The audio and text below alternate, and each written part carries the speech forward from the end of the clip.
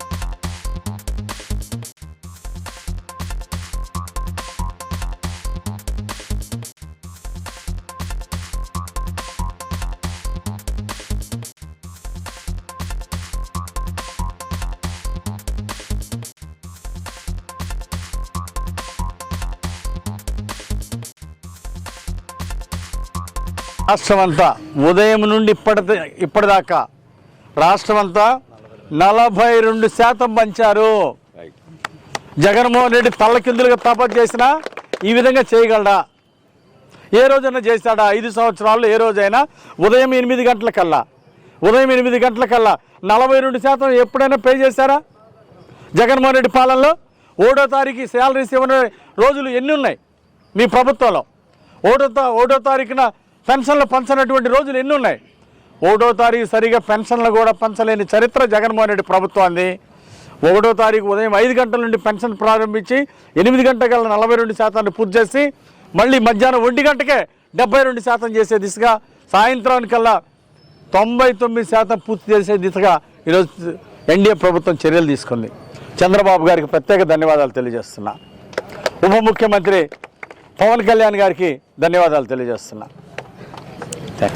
రాష్ట్ర వ్యాప్తంగా 64,82,000 పెన్షన్లు ఒకే రోజు 1వ తారీఖు ఉదయం 5 గంటలకు మొదలుపెట్టి ఇచ్చినటువంటి చరిత్ర ఎన్డీఏ ప్రభుత్వాన్ని, చంద్రబాబు గారిది.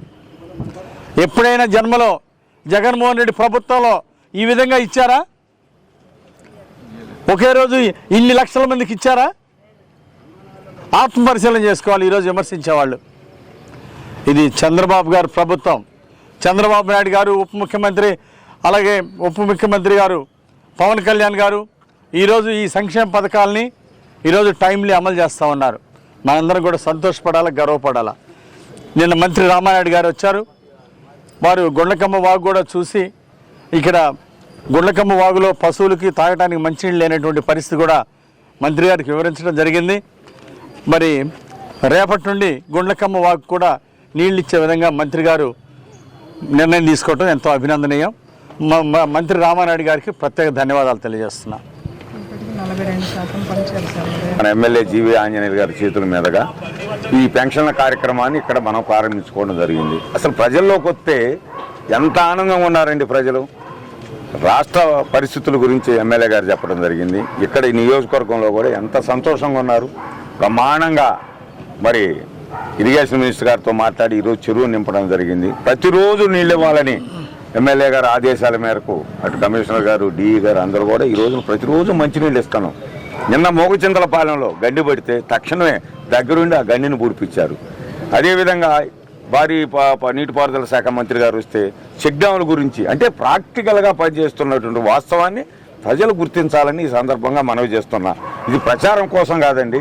ఈ ప్రభుత్వం ముఖ్యమంత్రి చంద్రబాబు నాయుడు గారి దగ్గర నుంచి డిప్యూటీ సీఎం పవన్ కళ్యాణ్ గారి దగ్గర నుంచి మన ఎమ్మెల్యే జీవి ఆంజనేయులు గారి వరకు కూడా ప్రతిరోజు ప్రతినిత్యం కూడా ప్రజలకు అందుబాటులో ఉంటూ ప్రజలకు అవసరమైనటువంటి మౌలిక సదుపాయాలతో పాటు ఈ సంక్షేమ కార్యక్రమాలను కూడా అనునిత్యం ఈ రోజున ఎక్కడ కూడా ఒకటే మనవి చేస్తున్న వాలంటీర్ వ్యవస్థను గత పాలకులు మసిబూరి మారేడుగా చేస్తే ఈ రోజున సచివాలయ సిబ్బంది చేత, ప్రభుత్వ అధికారుల చేత ఈ ప్రభుత్వం 1వ తేదీనే 100% పెన్షన్లు ఇచ్చినటువంటి విధానాన్ని దయచేసి ప్రజలందరూ గమనించాలని ఈ సందర్భంగా కోరుతూ మన ఎమ్మెల్యే గారి నేతృత్వంలో ఈ నియోజకవర్గం అన్ని రకాలుగా కూడా అన్ని రంగాల్లో కూడా బ్రహ్మాండంగా అభివృద్ధి చెందింది. ముఖ్యంగా వినుకొండ పట్టణంలో అన్ని వసతులు త్వరలోనే ఏర్పాటు చేయడం జరుగుతుందని ఈ సందర్భంగా తెలియజేస్తూ ఈ కార్యక్రమం పాల్గొన్నటువంటి మున్సిపల్ అధికారులకి, అదేవిధంగా జనసేన నాయకులకి, టీడీపీ కార్యకర్తలకి.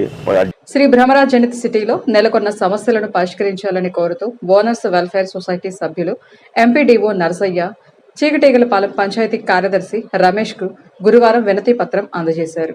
జనిత్ సిటీలో త్రాగునీరు, పారిశుద్ధ్య నిర్వహణ, సౌకర్యాల కల్పనపై యాజమాన్యానికి లిఖితపూర్వకంగా వినతి పత్రం అందజేశారు. జనిత్ సిటీ వారు తమ పట్ల కక్ష సాధింపుగా వ్యవహరిస్తున్నారని ఓనర్ సొసైటీ సభ్యులు ఆవేదన వ్యక్తం చేశారు. మండలం తహసీల్దార్గా ఎస్ సురేష్ బాధ్యతలు స్వీకరించారు. గతంలో సేవలపురం మండలంలో జూనియర్ అసిస్టెంట్ ఆర్ఐగా రెండుచింతల, సత్తెనపల్లి మండలాల్లో తహసీల్దార్గా విధులు నిర్వహించారు. సాధారణ బదిలీలో భాగంగా వినుకొండ తహసీల్దార్గా ఈ రోజు బాధ్యతలు స్వీకరించారు. బాధ్యతలు చేపట్టిన తహసీల్దార్ను కార్యాలయ సిబ్బంది మర్యాదపూర్వకంగా కలిసి అభినందించారు. పట్న డీలర్ సంఘం కలిసి దుశ్శాలువ పూలమాలలతో ఘనంగా సత్కరించారు.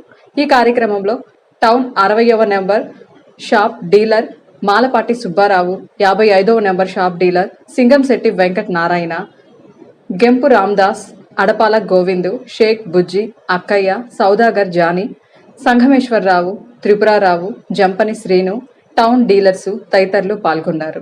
ఇంతటితో వెన్లాను సమాప్తం. తిరిగి రేపటి వెన్లానులో కలుసుకుందాం. నమస్కారం.